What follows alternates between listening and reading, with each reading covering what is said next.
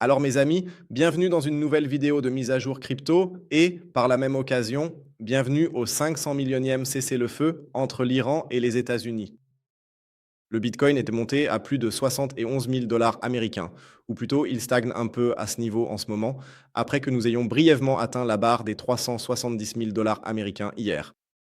Après les nouvelles annonçant qu'il y avait à nouveau un cessez-le-feu qui n'a été respecté que pendant quelques heures et maintenant plus du tout. Donc, au final, nous sommes exactement là où nous étions auparavant. Le détroit d'Ormuz reste au moins partiellement fermé. Hier, 4 navires sont passés. On souhaite porter ce nombre à 12 navires. Ce n'est pas non plus énorme. Donc, au final, nous sommes exactement là où nous étions auparavant. Et les manœuvres qui se passent ici, c'est vraiment de la pure arnaque. Désolé pour le langage, mais toute personne qui trade en ce moment sans stop loss, franchement, c'est extrêmement dangereux. Mais bon, on va tout regarder maintenant. On va remettre un peu tout ça en perspective, moins se concentrer sur la guerre et regarder un peu ce qui se passe dans le monde en général.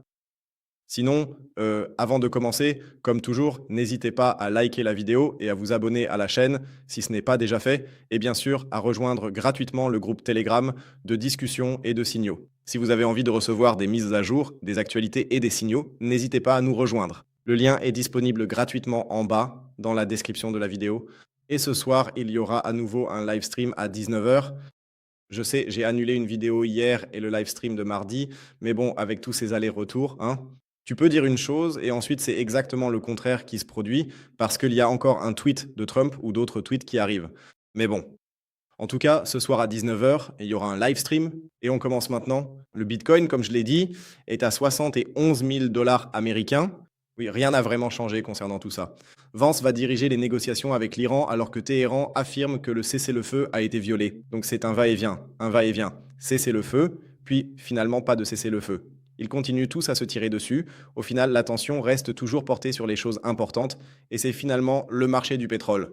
Le rallye de soulagement des actions s'essouffle alors que le pétrole brut rebondit. Et c'est toujours le grand problème que nous avons. En fait, nous tradons toujours principalement sur les nouvelles macroéconomiques, ou plutôt sur toute la situation macro. On le voit très bien ici. Le pétrole, après les nouvelles d'hier soir, est descendu à environ 90 dollars le baril. Entre-temps, nous sommes déjà remontés à 97, donc presque 10% de hausse depuis la chute. Ça me rappelle, à grande échelle, comme à l'époque où Trump avait dit qu'il y avait la paix à petite échelle. Vous voyez, l'incertitude est toujours là, et c'est à cela que nous devons nous adapter. Et tant que les prix du pétrole resteront bas, ou plutôt resteront dans cette fourchette, à vrai dire, pas grand-chose n'aura vraiment changé. Très bien, passons à l'échelle de temps journalière. Nous sommes toujours confrontés à des prix très très élevés. On disait hier qu'il ne restait plus que 12 navires en transit. Ok, super. Cela signifie que le prix du pétrole va probablement augmenter à nouveau et si l'escalade s'accentue encore, il augmentera encore davantage. Nous verrons alors à nouveau des prix au-dessus de 100 dollars le baril. C'est le même scénario que nous avons encore, ou malheureusement avec les obligations.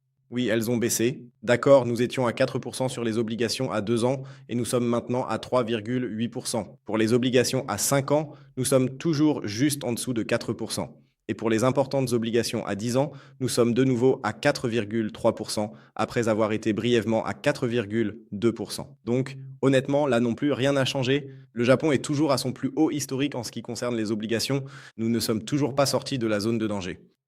C'est peu visible sur les bourses, qui ont explosé hier, ni sur les cryptos, mais en arrière-plan, les obligations montent toujours. Nous voyons aussi l'augmentation continue du prix du pétrole. En arrière-plan, à plus long terme, nous voyons un autre facteur d'inflation. Le blé monte en raison de l'incertitude autour du cessez-le-feu avec l'Iran.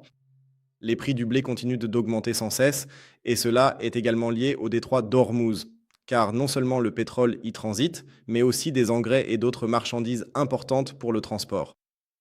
Et ce sont précisément ces facteurs d'inflation que nous verrons tôt ou tard, à court ou à long terme. Et c'est justement le grand problème qui, à mon avis, est encore trop peu pris en compte par les marchés. En même temps, nous observons désormais une stagflation dans le secteur des services. L'indice ISM des services, par exemple, a chuté de 2,1 points en mars pour atteindre 54, alors que l'estimation était de 54,9.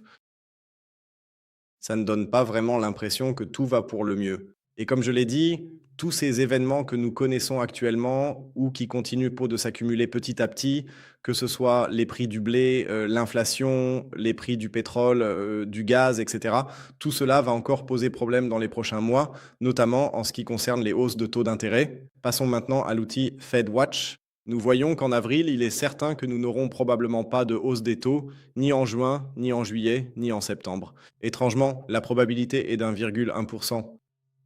Mais les données importantes ne vont arriver qu'aujourd'hui. Jetons un rapide coup d'œil au calendrier économique. Aujourd'hui, les chiffres clés du PCA très importants, le produit intérieur brut, les premières demandes et les demandes continues d'allocation chômage seront publiés. Et demain, les données complètes sur le marché du travail seront publiées. Cela signifie que ces 2 jours pourraient complètement anéantir tout le rallye que nous avons connu au cours des, disons, dernières 24 heures. Si vous voulez mon avis, ce n'est de toute façon pas viable. Comme je l'ai dit, rien n'a changé. Nous avons également ici, et c'est un autre point intéressant, si vous tracez simplement une ligne droite ici, non, où les avons-nous trouvés? Ici. Traçons simplement une ligne droite ici afin de voir ce qui s'est réellement passé hier. La liquidité était élevée ici, mais l'inefficacité persiste. Nous avons dépassé 2 fois avec la mèche et clôturé en dessous sur la bougie de 4 heures. Cela ne ressemble pas à une reprise durable, cela ressemble encore une fois à un faux mouvement, à une chasse à la liquidité pour finalement faire sauter les shorts en haut, puis repartir à la baisse.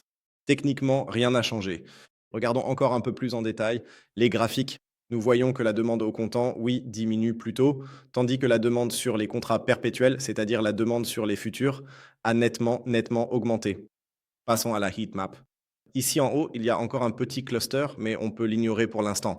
Mais vous voyez combien de liquidités se trouve ici à 64 000, à 60 000 et toujours à 54 000. Vérifions cela à nouveau avec iBlock, même chose ici si on zoome.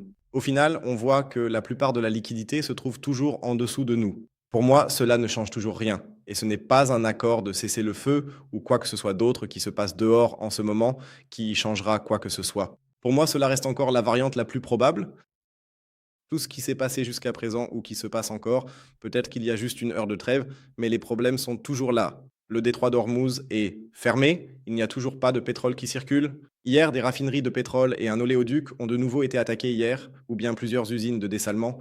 Cela ne ressemble pas à un cessez-le-feu. Ça ressemble juste un peu à du bricolage, à gagner du temps et rien de plus. D'un point de vue technique, comme je l'ai dit, ce mouvement que nous avons eu pendant la nuit devrait normalement être récupéré. Nous avons ici en bas encore une belle bougie vectorielle jusqu'à environ 68 900 dollars américains. Cela signifie que nous avons alors 2 possibilités. Soit on tente un petit long ici en espérant qu'on obtienne enfin un véritable cessez-le-feu, soit toute cette mascarade continue encore un peu et nous aurons alors notre prochaine vague de vente. Et par prochaine vague de vente, j'entends au final que ce plan ici reste toujours valable en direction des 54 000 dollars américains. Donc rien n'a changé dans mes plans pour le moment. Que ce soit sur la heatmap ou ailleurs, on peut aussi jeter un œil à l'autre volume, c'est-à-dire au carnet d'ordre spot. 10 millions, il n'y a eu quasiment que des ventes hier, donc 24 heures sur 24 uniquement de la pression vendeuse, qui persiste même lorsque les cours baissent. Et c'est justement ce qui me dérange un peu dans toute cette affaire. Parce que vous savez bien, normalement, quand on monte, il y a énormément de ventes au comptant. Quand on baisse, normalement, il y a énormément d'achats au comptant. Et vous voyez ici, hier nous étions à 72, presque 73 000, et maintenant nous sommes déjà de retour à 71, donc 2 000 dollars en dessous, et pourtant il y a toujours autant de pression vendeuse. Et franchement, ça ne me plaît pas vraiment. Et toute cette image selon laquelle tout va de nouveau s'arranger et je ne sais quoi d'autre. Soyez simplement prudent et tradez avec un stop loss. Passons aux altcoins. Ethereum est remonté hier au-dessus de 2300 dollars. Au final, rien de vraiment bouleversant ne s'est passé ici. Le volume reste affreux, donc on évolue toujours plutôt latéralement ici. À mon avis, cela n'a rien à voir avec une price action pertinente ici. Ensuite, concernant le pétrole, on en a déjà parlé, il reste à 97 dollars, beaucoup trop élevé. Le dollar a reculé hier, mais il a aussi laissé un grand gap ici. Nous devrions au moins combler ce gap ici. Un plus bas, pas forcément, on l'a encore maintenu ici. Cela signifie plutôt une phase latérale. Si la guerre repart, le dollar redeviendra numéro 1 et alors les marchés actions chuteront à nouveau. Mais nous voyons la corrélation d'une part entre les marchés actions et le dollar. Quand le dollar baisse, les marchés actions montent. Quand le dollar monte, les marchés actions baissent. La corrélation est en tout cas indéniable. Passons maintenant à nos amis japonais. Le yen a connu hier un joli rebond vers le haut. Mais pour moi, c'est encore trop peu pour dire que, d'accord, le Japon intervient ici. Cela n'a pas de sens car hier, le dollar est tombé si rapidement et c'était plutôt à cause de la guerre. C'est pourquoi aucune intervention n'est pour l'instant prévisible ici. Passons au marché traditionnel. Le DAX a en tout cas connu une poussée exorbitante vers les 24 000 points. Si l'on trace maintenant le niveau de Fibonacci du sommet au creux, nous sommes actuellement parfaitement dans le Golden Pocket. Cela signifie que nous pouvons éventuellement nous attendre à ce que toute cette histoire ait peut-être été une ABCDE, c'est-à-dire qu'ici en haut, c'était le A, puis le B, le C très très exorbitant, le D et le E terminés. Cela veut dire que nous devrions maintenant avoir une nouvelle séquence de 5 vagues ici, mais cela signifie aussi pour nous que ceci pourrait éventuellement être la 1, la 2, que nous nous trouvons actuellement dans la 3, qu'il y aura un repli, puis la 5, et qu'ensuite, à un niveau supérieur, nous pourrions voir un nouveau mouvement baissier. Pour clarifier un peu tout cela, je sais que j'entre ici un peu plus en détail, mais il faut bien le faire de temps en temps. On voit aussi sur le DAX que nous avons parfaitement atteint le niveau 3 ici, Golden Pocket supérieur, Golden Pocket de l'extension de Fibonacci sur le DAX. Si la vague 4 arrive, peut-être jusqu'ici vers 23 500 points, puis encore une vague 5, alors je vais probablement me repositionner à la baisse ici, si cela se produit dans les prochains jours. Ces gaps, peu importe où, on les retrouve partout en fait, ou plutôt ces hausses abruptes sont à mon avis comblées partout. Aussi sur le Nasdaq, nous sommes de retour dans l'ancienne fourchette, donc là non plus, rien n'a vraiment changé pour l'instant. Ici aussi, pour être complet, on peut tracer un niveau de Fibonacci du sommet jusqu'au creux. Ici aussi, nous sommes parfaitement dans le Golden Pocket. Cela signifie que tout ce mouvement que nous avons ici partout pourrait représenter un schéma A, B et que la vague C, qui serait encore plus catastrophique, pourrait suivre bientôt, tôt ou tard. Même scénario pour le S et P500. J'ai volontairement laissé ce fractal. Vous allez probablement dire maintenant, oui, mais ça ne colle presque plus du tout. Les fractales ne doivent pas forcément se répéter à l'identique, mais ce qui saute vraiment aux yeux ici, sinon je l'aurais enlevé, ce sont 2 points. Point numéro 1, point numéro 2. Dans les 2 scénarios, donc aussi dans notre fractal, nous avons eu ce mouvement haussier que nous avons eu ici. Alors ici, attends, je vais vous le montrer. Donc c'était ici ce mouvement haussier que nous avons aussi ici en bas dans la fractale. Courte consolidation, puis pump déclenché justement par les actualités, par le cessez-le-feu et ici ce gap et ici ce gap. Et c'est la seule raison pour laquelle j'ai encore cette fractale pour le moment. Pour être complet, faisons-le ici aussi comme nous l'avons fait pour le Nasdaq, comme nous l'avons fait pour le DAX, niveau de Fibonacci. Nous sommes parfaitement dans le Golden Pocket.